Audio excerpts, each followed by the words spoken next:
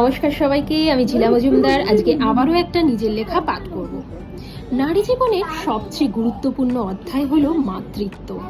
এর নেপথ্যে থাকে একজন নারীর মা হয়ে ওঠার গল্প। যদিও বাস্তবটা কিন্তু গল্পের মতো নয়। সদ্য মা হওয়া মেয়েটি শুধু জানে কত রাত সে জেগে কাটায়, সন্তানের কান্নায় কত কত দিন সে আধপেটা খেয়ে থাকে। কাঙ্ক্ষিত শরীর, চুল, ত্বক কিছুই আর আগের মতো থাকে না। এর সাথে পোস্টপার্টাম ডিপ্রেশন আবার উপরি পাওনা। কিন্তু অদ্ভুতভাবে আমাদের সমাজ এটাকে আলাদা চোখেই দেখে না। মা মানেই সে সব পারে। আচ্ছা, কি করে পারে বলুন তো?